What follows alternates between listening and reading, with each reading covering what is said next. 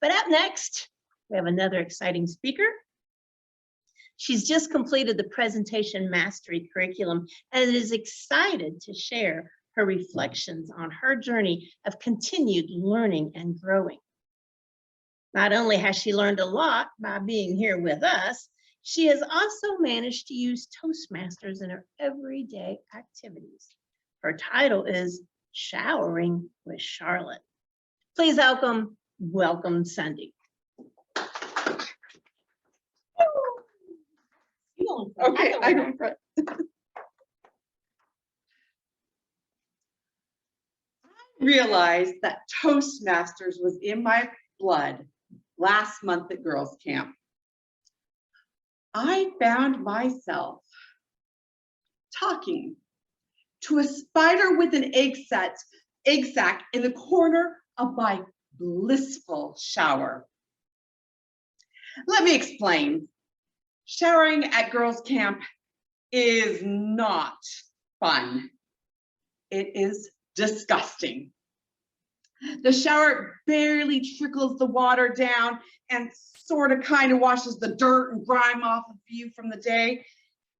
But really, it just washes the sweat off down the semi-clogged drain, and there's a small little curtain separating you from outside. I was miserable. And to make things worse, there was a spider right in the corner.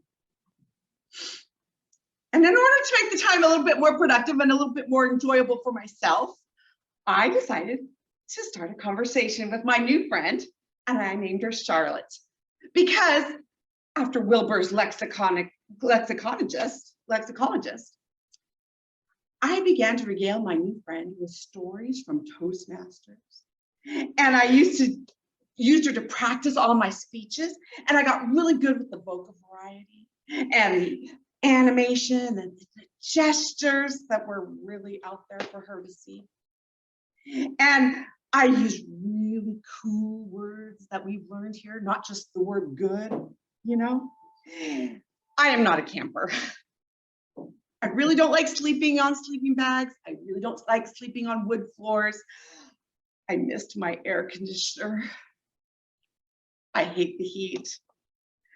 I don't like outdoor activities all that much, and I really don't like bugs, especially showering with one. So when I was asked about 3 months ago to go to girls' camp, imagine my surprise. I felt completely out of my element. But my friend Charlotte helped me to realize that I could use the skills that I had learned in Toastmasters at girls' camp. Number one, I learned to tell stories and captivate an audience. An hour before the faith walk, I was asked to entertain 100 girls for about 30 minutes. Actually, all the other leaders were really, really intimidated by the idea, and so I kind of volunteered. But I wouldn't have done that without Toastmasters. I began with teaching them the song, The Princess Pat. So I know this is crazy, but I want you all to stand up. Come on, stand up. We're going to sing The Princess Pat. All you have to do, you guys online, stand up. I'm expecting you to stand up and do this with me. All right, stand up, stand up. Here we go.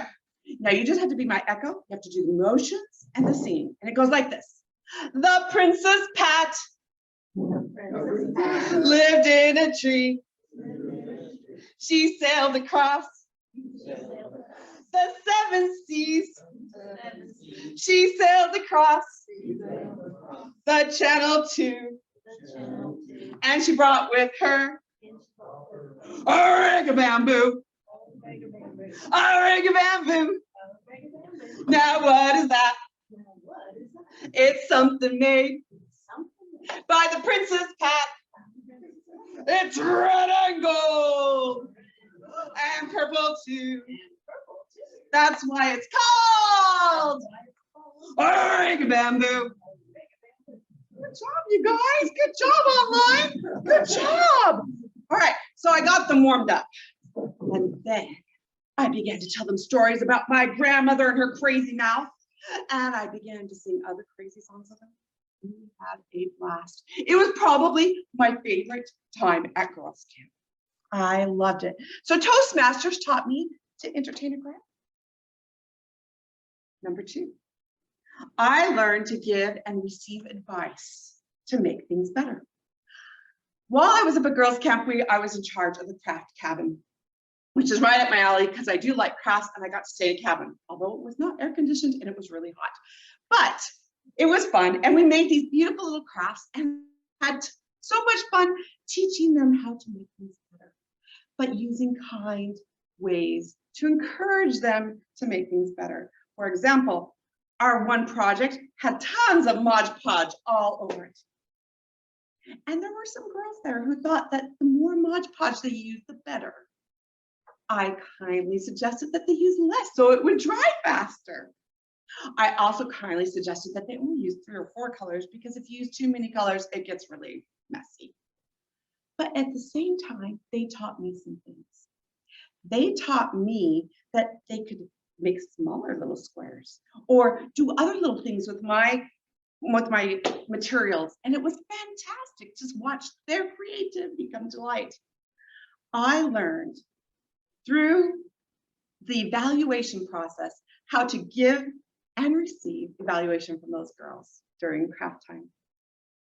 Number 3, I used table topics. That one was a lifesaver. Teenagers these days are dealing with hard things, really hard things, and some of them were really struggling. And in order to help them feel loved and accepted, I used my table topic skills to ask them deep, probing questions and to share things from my own life. And we made some amazing connections. Mia loves Criminal Minds.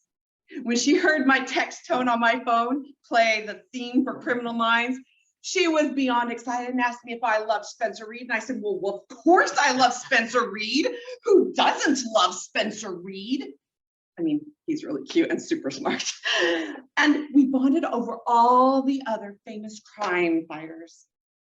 Then there was Abby. I wore on the first day a shirt with a great big mushroom on it because I love mushrooms. My daughter thinks they look like little aliens that come to the earth to take over.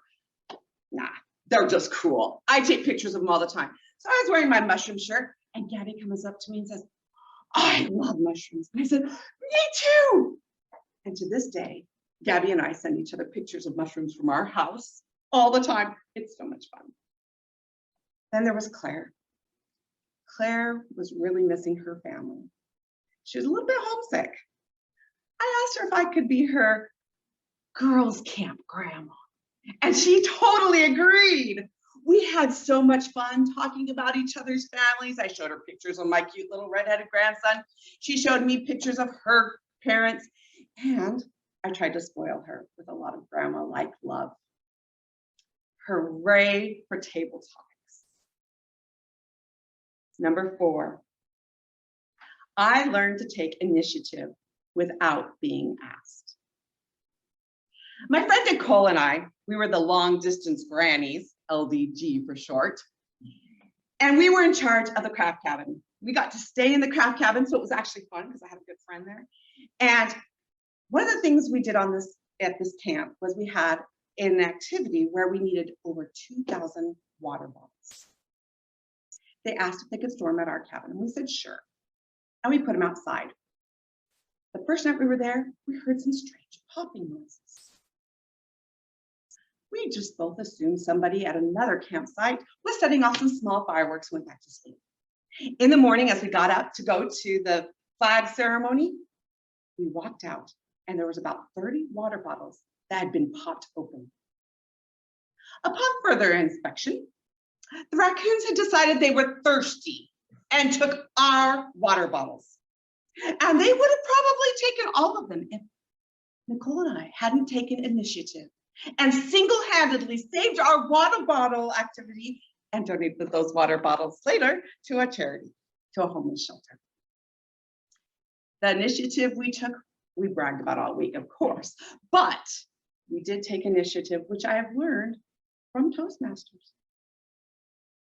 Yes, Charlotte, she heard all of my stories and helped me make the connections that from Toastmasters experiences to real world experiences. She helped me realize I could entertain those girls, and she helped me with the evaluations, especially creating connections through table topics and taking initiative. If I hadn't been showering with a spider, I wouldn't have realized how wonderful my Toastmaster pathway experience has been for the real world. Thanks, Charlotte.